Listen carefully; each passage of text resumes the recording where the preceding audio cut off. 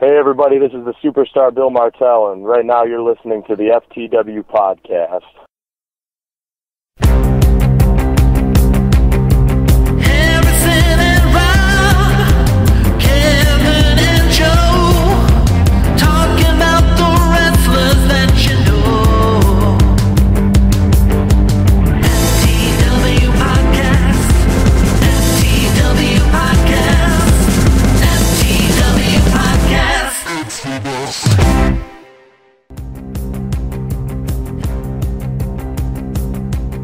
So, I mean, if you guys are bored, want to hang out, like, just let us know, because I'd like to see you if possible. Yep. You can suck each other's dicks. What? Damn autocorrect!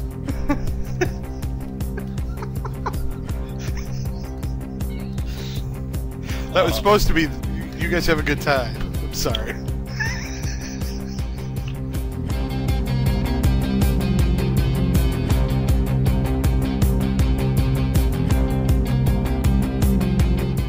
And welcome everyone to episode 86 of the FTW podcast, where we talk wrestling in all of its laughable glory. Tonight's episode was recorded live in front of a studio audience on Tuesday, November 1st, 2011. Tonight, we take a look at the untimely and super surprising news that Evan Bourne has been suspended, and could it be possible in the PG era that the WWE would bring back the Hardcore Championship? Here on tonight's podcast is Joe. Say hello, Joe. What is up? Rob. Say hello, Rob. Hey. And Kevin. Say hello, Kevin. What's up? Filling in for Harrison, I am producer Garvin, and we thank you for taking the time, your busy wrestling-filled schedule, to listen to even more wrestling. Before we begin, just a friendly reminder. You, the listeners, can dictate what we discuss on the show by letting your voices be heard throughout the week. You can find us on Twitter and Facebook, and we're always accepting emails at questions@ftwpodcast.com. Now, let's start off with Thursday's Impact Wrestling. Rob, this week on Impact, obviously we saw the number one contender for the World Heavyweight Championship be named. Return of Gail Kim, Eric Young finally defending the television title, and a continuation of Bischoff versus Bischoff, also known as Flair versus Flair 2. What made this a good show? I'll tell you what made this a good show. Eric Young. Eric Young made this episode of Impact. I mean, you know, it's funny. TNA tries so hard to write him off as like the comic character. You know, don't take this guy seriously, despite the fact that he's got serious wrestling skills. But I thought he had an unexpectedly good, great match, and just the end of it when he announced that next week he was having Ronnie from the Jersey Shore with him. I just love the line that he gives Robbie E. He's like, "Dude, you punched me in the stomach. Who does that?" I mean, it was just great. Outside of that, I thought that James Storm, Bobby Roode, and Samoa Joe all had, you know, a really great promo. Outside of that, I mean, wrestling-wise, the only really good match worth noting, it was RVD versus Christopher Daniels. Other than that, the matches were subpar. Gail Kim beating Tara, was that a decent match at least? It was better than I thought it would be. I mean, I have to give Gail Kim credit. She didn't injure herself, so... It's always a plus. It is. But I didn't like the fact that they had Tara job horribly. I mean, Tara had, like, no offense. And that to me says... and that to me, I'm not sure if... What TNA is trying to do there. Are they trying to, you know, avoid an injury to Gail Kim or what? But... it's also possible that they're trying to punish Tara for coming out, you know, was it 2-3 weeks ago, saying that she wasn't getting enough TV time. That could be too. That could be too. There are a number of options, and that's what had me puzzled about the match, and that's why I'm hesitant to say that was not even a decent match. It's just for one reason or another, regardless of why TNA did it, Tara had no real offense, and I hate one-sided matches. What do you think about Gail Kim's return, you know, as a whole? You know, she's having lots of mic time. She's being put into a prominent role. Do you think she's handling it well? Is this a good move for Gail?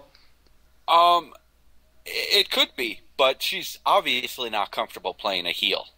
You know, Tenay and Taz have been trying to push, you know, her former face persona in TNA and The Change. She did not have a good mic performance this week as a heel. You know, she really didn't.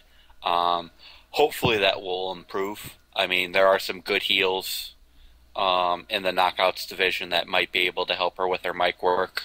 And I'm hoping that will scale up. But this week, no, she was not that good at all on the mic. All right, well, let's talk about the big story that was taking place. James Storm is the champion. He was about to name the first number one contender, Robert Roode, because he feels Robert Roode deserves it. Samoa Joe comes down. Were you surprised that they teased a possibility that Samoa Joe was going to be put into a main event spot? I was, given the way that they treated Samoa Joe just in general. But at the same point in time, I really like this angle. It's running with, okay, you know, we gave it to one of the mid-carder. We gave the title to one of the mid-carders. Now let's have some of like the other TNA originals try and take advantage of that and see what other matches that we can set up that people wouldn't expect. So I thought it was good, and Samoa Joe, as always, gave a fucking awesome promo, and James Storm is just as good on the mic. And at the end of that show, well, at least at the end of that part of the show, Robert Roode was named the number one contender. He won that match. We asked our fans on Facebook, all the listeners on Twitter and everything, who they would rather see as a champion, Roode or James Storm, and it seemed like a majority said Roode would be a better champion. Do you guys agree with that? Yeah, I definitely agree. I would prefer Roode. I think he's better on the mic. I think his moveset is a little bit better. And this really isn't any shots at James Storm, who I also think is a great wrestler. But to me, Roode would have a little bit of a leg up right now. That's right where I'm at. I mean, I said at the end of the podcast, with that being our question of the week and all, I think that Roode is a much better mic person than that. You need somebody good on the mic if they're going to be your champion. I'm going to dissent a little bit. I think wrestling-wise, Roode has the better moveset. TNA has definitely pushed Bobby Roode with all the video packages and everything. But on the mic, I think James Storm is much better than Bobby Roode, if for no other reason than just James Storm's catchphrase. I mean, the catchphrase alone gives James Storm a huge leg up. But other than that, but outside of that, James Storm has shown he's got some great mic skills. All right, well, let's ignore how Impact ended and just move right into SmackDown. Joe, as we saw on SmackDown, they're pushing Big Show versus Mark Henry 3 at Survivor Series. Before you talk about the entire show, my question to you is, do you think it's a mistake that they're painting Mark Henry as damaged goods and that he's no longer this unstoppable force that can run through anyone? No, I mean, like, right now, they're really trying to hammer the superplex that occurred. That's really what they're really pushing. So, like, you know, Big Show showed a little bit of pain, but Henry showed a lot of it. With Big Show taking the brunt of that superplex, I mean, Mark looked like he almost had to pull something to get Show over.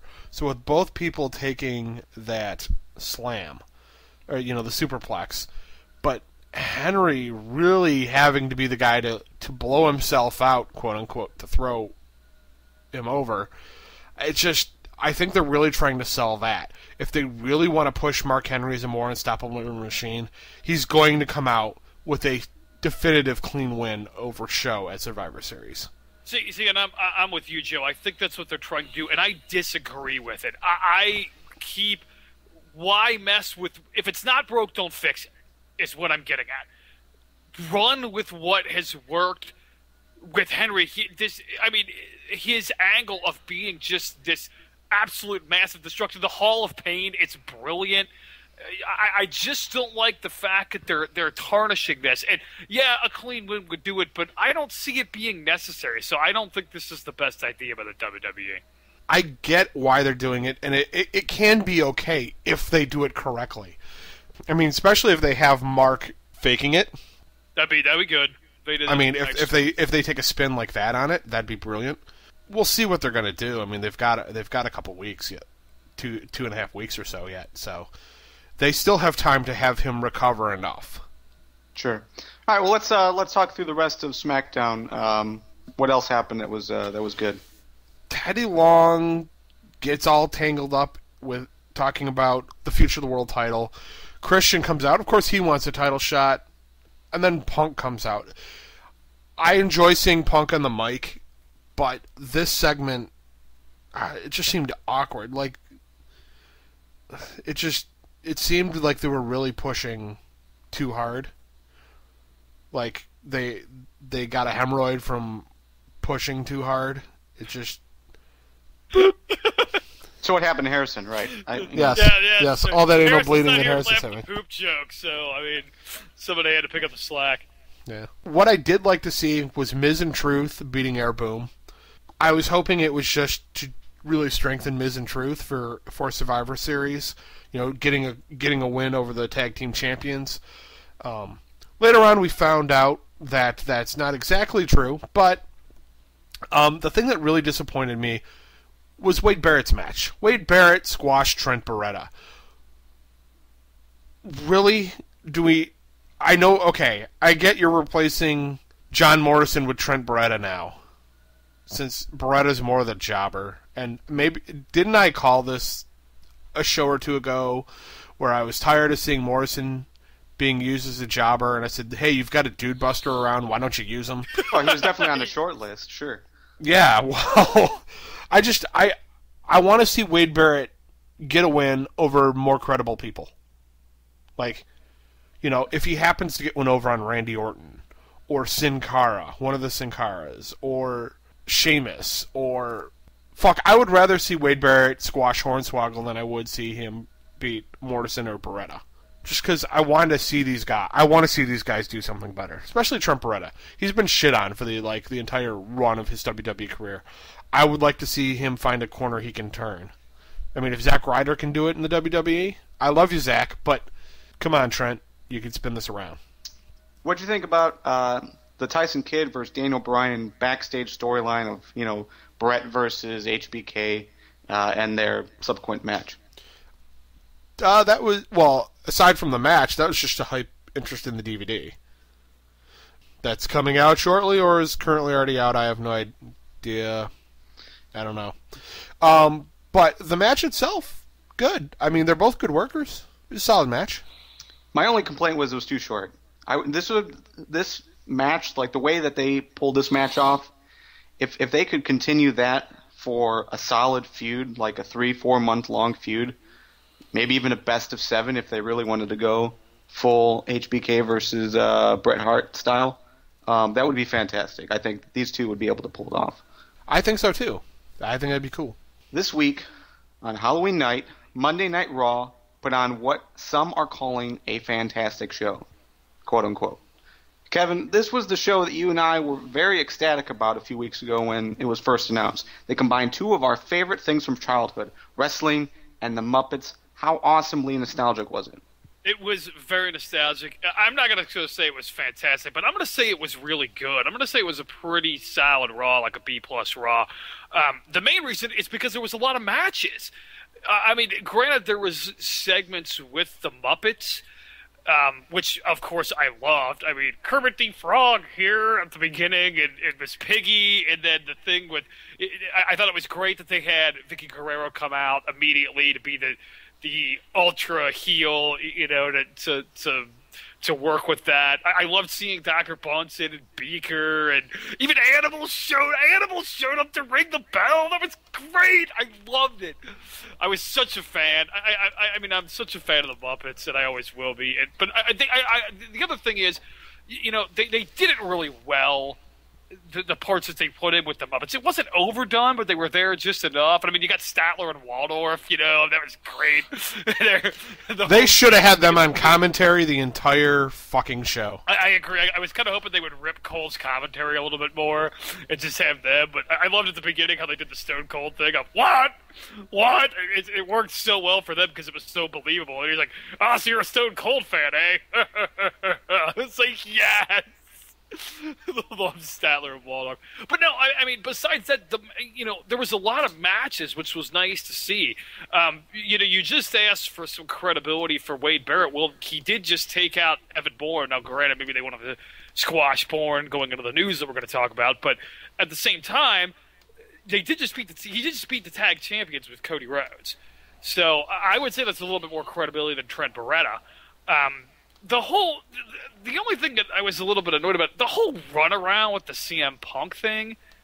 Okay, I mean, I guess it kind of gives Del Rio more credibility as a sleazeball for trying to get the DQ or whatever, but I mean, it just seemed almost like they were wasting time there. Oh, then he comes out later and gets a submission and gets the match.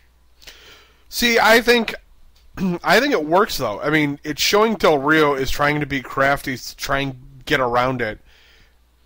He's like, ha ha ha, I got around it, ha ha ha, with the DQ, ha ha ha.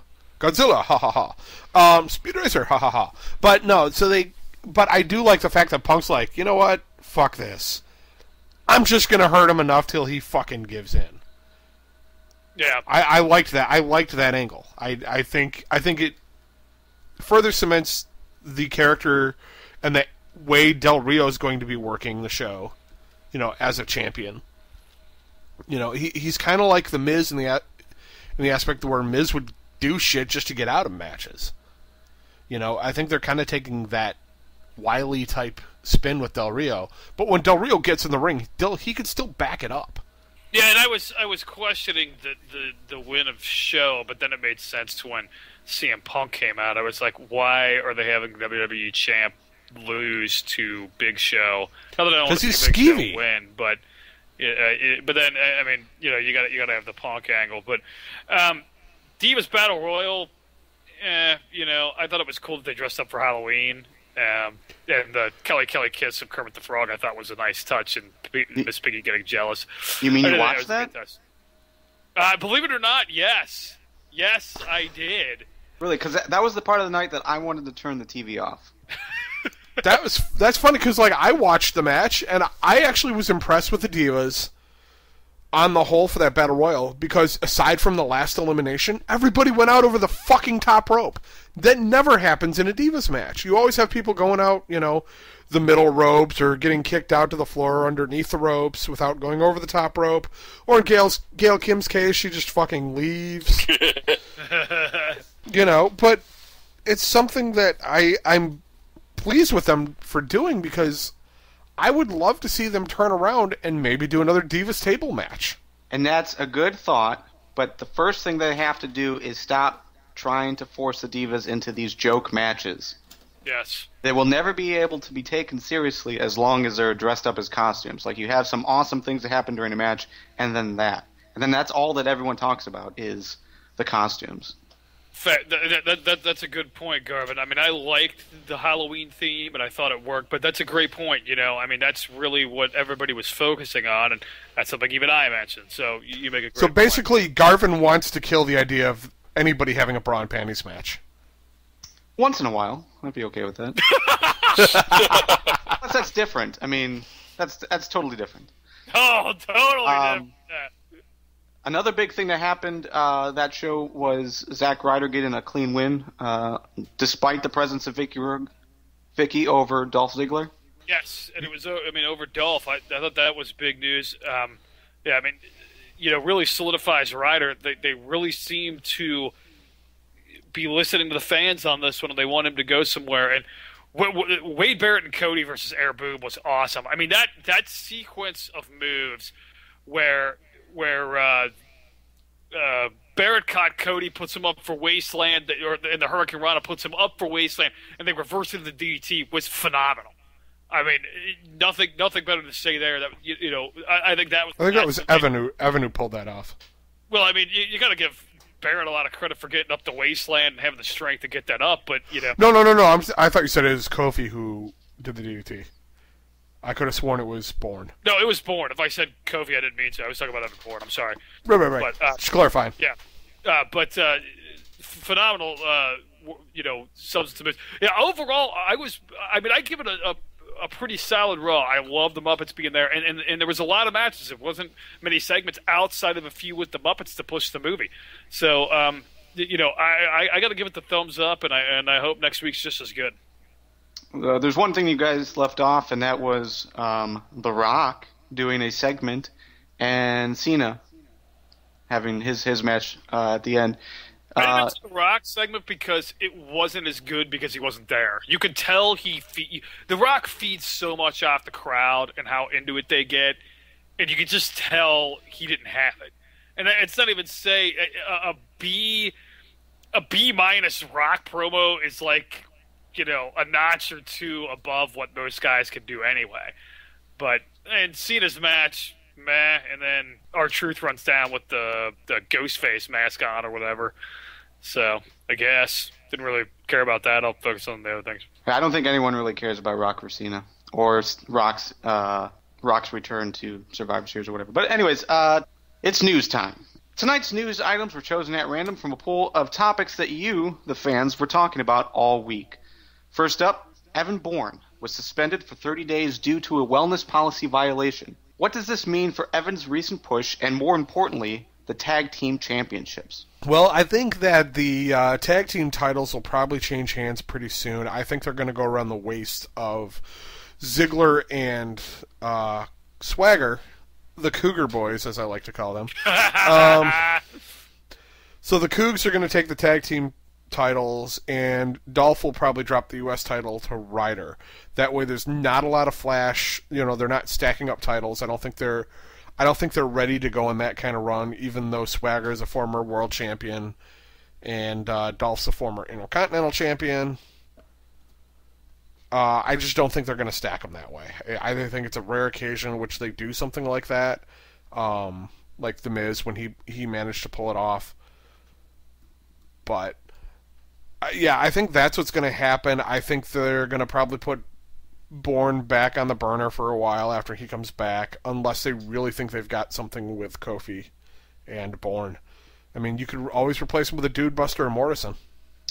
Do you think that they'll make that change sooner or later? Or sooner than later, like before Survivor Series? Or do you think they'll change the Survivor Series card to accommodate a tag team championship match? I could see them there being a tag team championship match, but I don't know. I mean, depending on how they want to roll this, if Bourne is injured enough, they might put somebody with Kofi to defend the titles. I mean, there's that 90-day or 30-day must compete bit that they try to lay in. So, Rob, your thoughts? Yeah, I think that's pretty much the same thing. You can take the push Evan Bourne has been getting recently, and you can just piss that away. When it comes to the tag team championships, I agree with Joe. They're going to put them on another team. Probably saying, okay, well, Air Boom didn't defend within 30 days, so they might have a match. I would have a match between Wade Barrett against the All-American Americans. Put Swagger and Ziggler against Barrett's team and let them duel for the tag team championships. I think that could actually be a great match, no matter who they decide to have win it. Well, who's Barrett's team? Who's Barrett's team? Because Barrett's had a different tag team partner every time he's been in a tag match lately. Well, then you just keep going with that. Just pick some asshole at random and say, hey, you're teaming with Barrett tonight. Barrett and Santino. Barrett and Santino could work. Why not? It won't be the weirdest team Santino's been with. Team Nita Visa.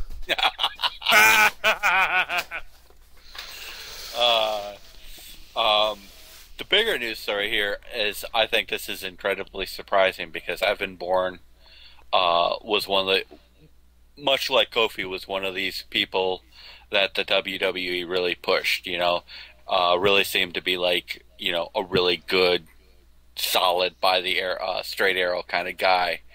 And this wellness policy violation really hurts his persona. Well, and it hurts his momentum too, because you have to remember that he just came back from that injury a few months before he picked up the tag titles. So now he's going to have to start all over unless they can forgive him like easily. But it's unlikely that he'll be able to pass everyone's judgment as quickly. Yeah, Garvin, I think you're exactly right. And the timing of this just could not be worse. I mean, this is the first time in, 5 years that there's been legitimate interest in the WWE tag division? And let's be honest, a lot of that has to do with Bourne and Kofi. It's Air Boom and the excitement that they've brought to the division that's made this worth watching. I mean, it may be a thrown-together tag team. It may have been a sketchy angle to say that they're tagging together. But look at this from just the perspective of what they've brought to the division. They brought energy, they brought enthusiasm, and they got the fans into it. And it was them. So the timing of this just is horrible for Bourne and for the WWE tag division. But Bourne in particular, you're exactly right, Garvin. I mean, he has to start back from scratch after coming back from that injury, and it just that's going to be tough. I mean, the guy has the moveset, the ability, and the charisma to do it, but I mean, he really had it rolling, and now that's all shot to hell. So, I mean, 30 days isn't as bad as an injury or a couple of months, but it is still a setback. So, but I agree with everybody else. I think they dumped the titles, either some technicality or they haven't defended it in 30 days or something. I think it'll go on Dolph and Swagger. Another thing to point out here that I could be wrong on, but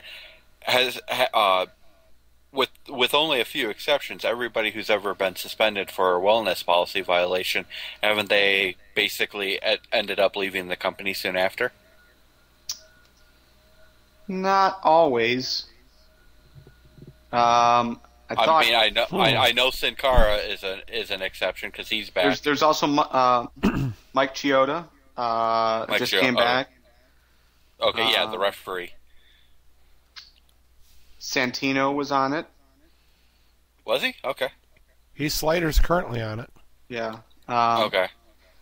So I don't know. I wouldn't put too much thought into that. But one thing though, just to go back to what Kevin was saying, there was a lot of excitement around the tag titles, but this time they seem to actually be building more upon it. So even though Evan Bourne might be gone, there's still great tag teams around. If you include the Usos, if you include Swagger and Dolph, what do you guys think is the possibility that they could actually put this into a tournament and pit all the tag teams against one another?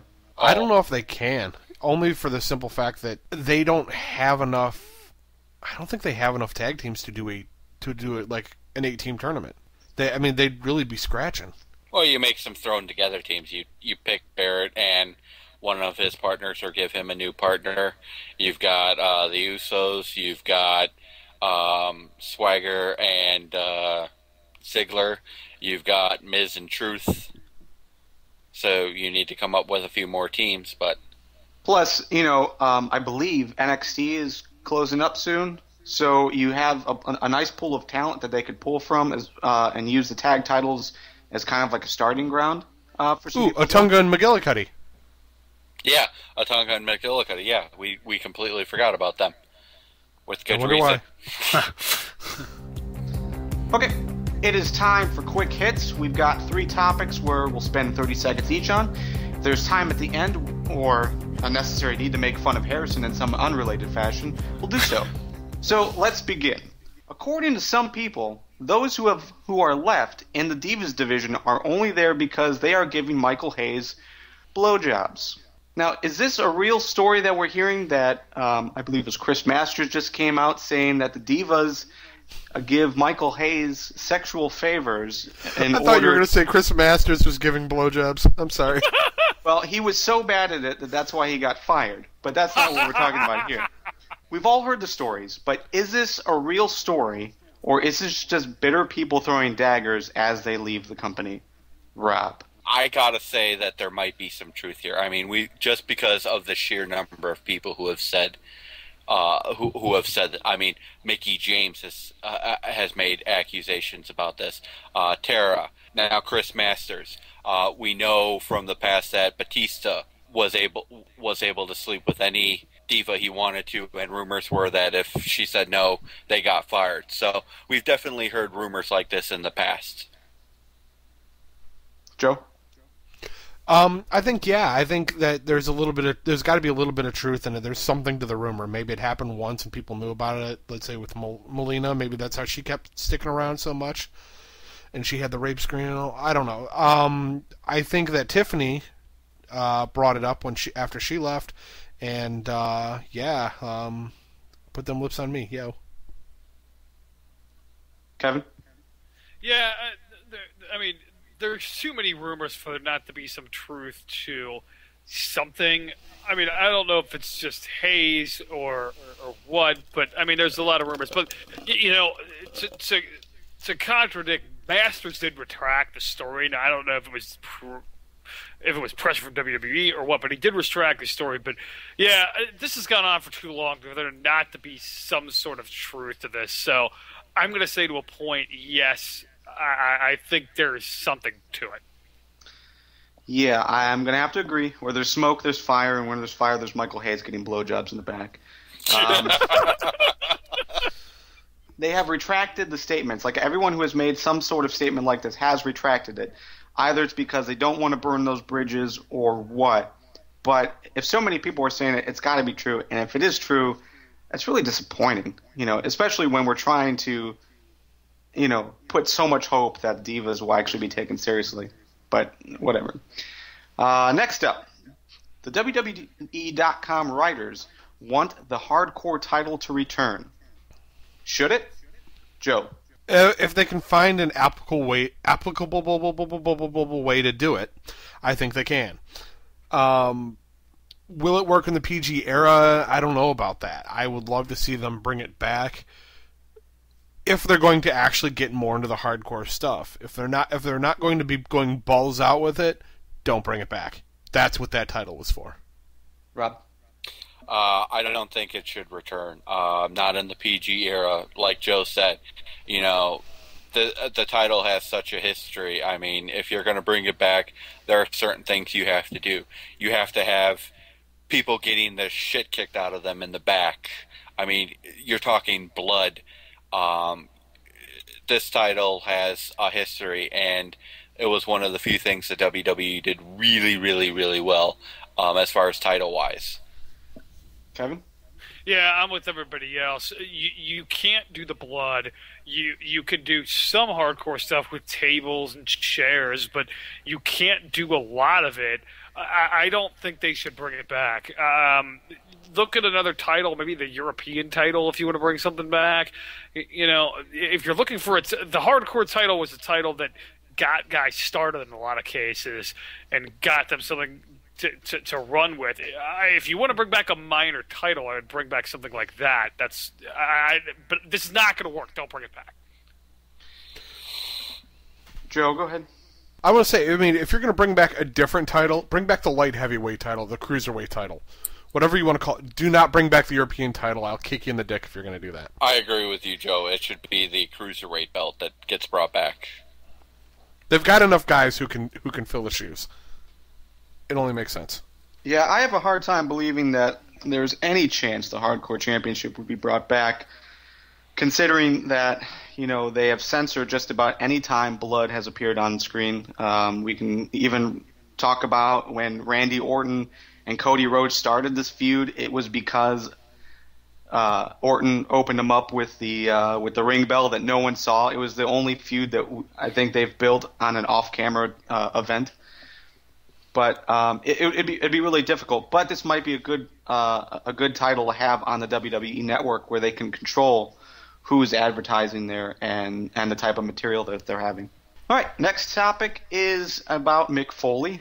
Mick Foley is finally coming back, and it's happening at the Boston November 14th episode of Raw. Now, we could all be very pleased that he's returning, but his return is in question because, A, is it a full-time return, or is it just a gimmick return because this is also The Rock's return to Raw? Kevin. I'm going to say it's an extended return, and my justification for that is they seem to be wanting to bring back some marquee guys. Triple H has kind of come off the shelf a little bit, wrestled more matches. You got Kevin Nash back, as well as The Rock's coming back, even though we know that's only a short-term thing. I'm not saying he's back permanently, but I would say a year, maybe two. I think Foley's going to be back for a while, and hell yeah, I don't want to see him in the ring, but anytime Foley's back on the mic or doing his thing in WWE, that's great. So I'm looking forward to it. It makes one of my favorites. Joe. I don't think this is going to be his big return back, like to a more full-time position, but it's going to be a big return back, especially with The Rock. I mean, that's the Raw right before Survivor Series, so it's going to be big. It's going to be really big. Foley's going to get probably the biggest pop of the night, if not, I mean, probably blowing out Rock. Rob? Yeah, I agree. I don't think this will be the big return, like him coming back for a while or something. But I think it'll be a big deal, even though it is just kind of coinciding with The Rock.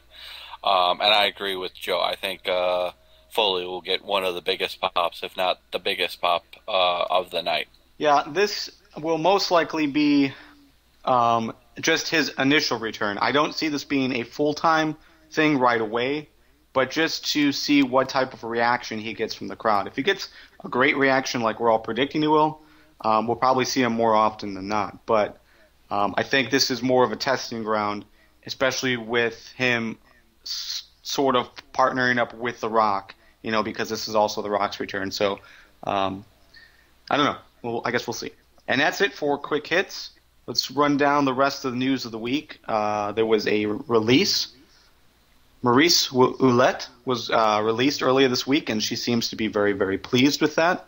Pretty surprising because she was pretty big about a year and a half ago. Not sure what happened. She got moved to NXT and ignored.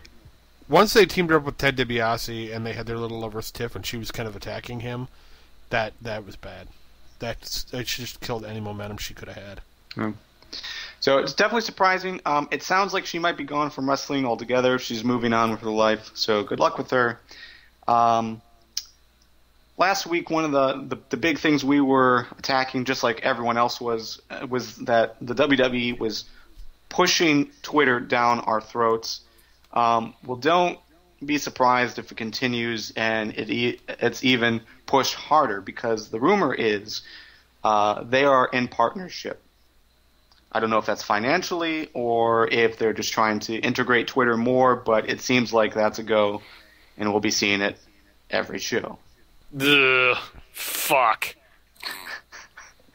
And the Michael Cole versus JR match that was supposed to happen on this week's Raw got pushed because of time constraints, supposedly. That's the rumors. That match, though, is sort of interesting because it's basically a loser leaves town match where if Cole wins, JR will never commentate again, but if Cole loses, he'll quit. That match is going to happen this upcoming Raw. I think we all agree on what we'd like to see happen, but what do you guys think will actually happen with this match? Cole's going to win. We know he's not going anywhere. Sadly. I think it's going to be a no contest. I think Stone Cold's going to come out and stun them both. Wouldn't surprise me. I don't care. Don't fucking do it. This is so stupid. I somewhat disagree. I think this would be a good opportunity for them to move Cole away from being a commentator and into the role of a manager. There was Vicky's husband. There were, well, yeah, there were rumors, that we all talked about, where it was potentially they were going to bring in more managers. Michael Cole's name was named, and I think he'd be a good fit there. So if this did happen, he's not quitting. WWE. He's just quitting commentating, and we'll probably So see him who as a manager role. Yeah, but who do you step into his role? JR. JR. I don't think JR is going to stick around for much longer. JR will if it's JR and King. If they just do a See, two-man and team... I've said it before and I'll say it again. I appreciate what both King and JR have done. I think they especially throughout the Attitude Era were fucking fantastic. I think King needs to not be on the mic, and I think JR is passing his time. I'm definitely with Joe and JR, and it's not that I think that he's past his prime, but I think JR had his run, and I think that it's time. I said time, not new. prime. Yeah, but I think JR has had his run. I think it's time for something new. King, I still like King, but I understand the people that want to call for him to be off the mic. Well, I think I would actually kind of like to see JR win this match because I agree with Garvin. I think there are a lot more things the WWE could do with Cole outside of the commentating booth.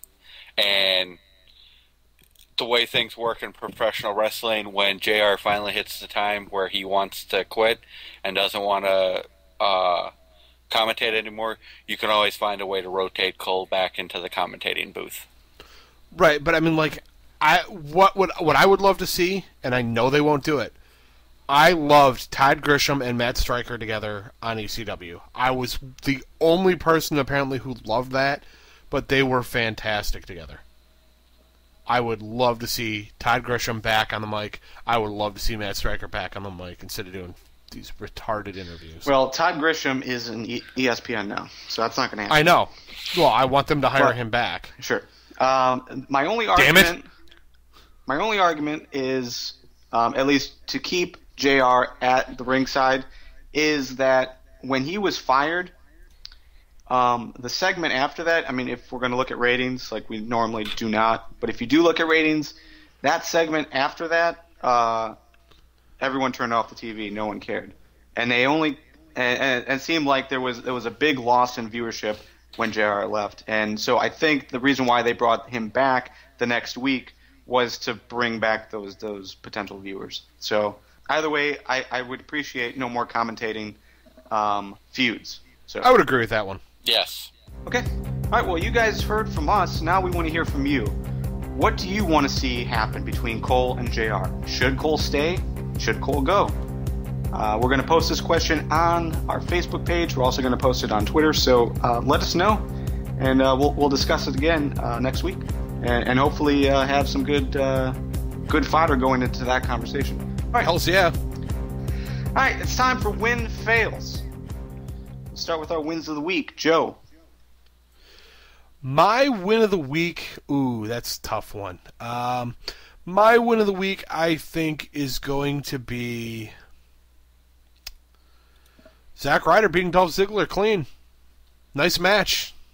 Thumbs up. Okay. Woo, woo, woo. You know it. Rob?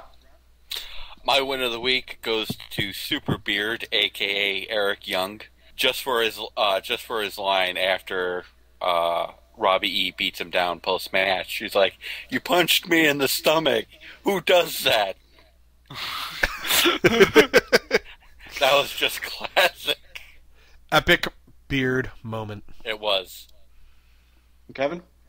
My win of the week was the Evan Bourne Hurricane Rana throw into the wasteland, but reverse into a DDT combination during the Bourne Air Boom Wade Barrett Cody Rhodes match. That was just phenomenal. I mean, they made it look flawless, and even Cole was really going nuts. He stopped talking about storylines for a second and went ahead and commentated on the match, and he really got into that. It was just a great set of moves, and really helped the match in a pretty good Raw. So glad to see it. My one of the week is Harrison not being here. Yes, another epic Beard moment. Let's do our fails. Kevin, you fail the week. My fail of the week is the lack of respect for the Divas.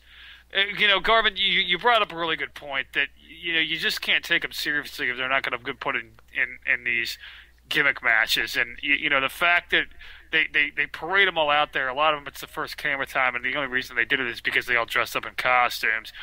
It's true. You got to take the the Divas need to be putting more serious matches, and that's what Beth Phoenix is going with on her angle, and she's right. So, let's make it happen. Let's be a little more serious here. Rob?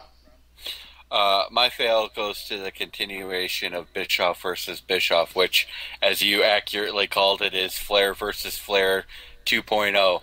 God, this is a stupid angle. This is just one more example of TNA rehashing WCW. Joe? I would say the opening of SmackDown is my fail. They need to do something new with Teddy Long, and right now the character is stale. I think they need to remove him from his position as the SmackDown general manager.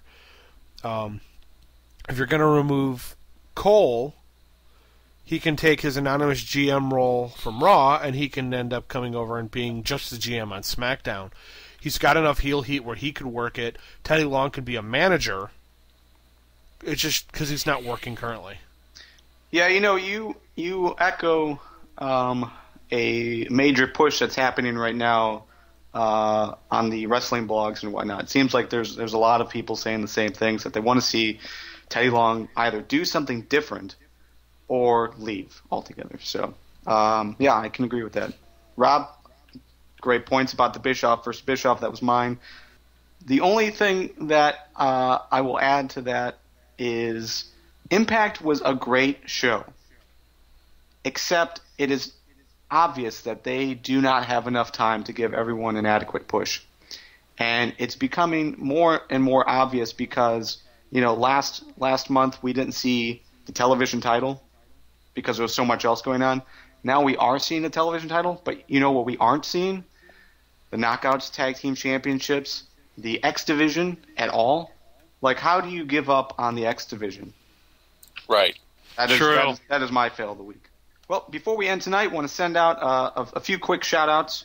Basically, we're going to be we are partnering up with a few of the community blogs around the interwebs. The first one is Pro Wrestling Journal. You can find it at pwjournal.wordpress.com. They use the hashtag #WeWantWrestling on Twitter.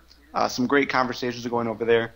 Also, we are working with ProWrestlingMarks.blogspot.com. They've also got a great Facebook group, which Joe and I frequent. So join us on those conversations as well.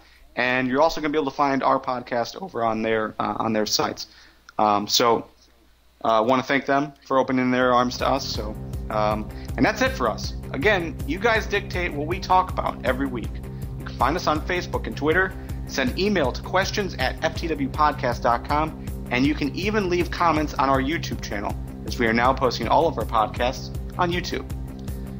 Thank you for listening. Let's get out of here. Damn. Let's go. Damn. Harrison Zakaka.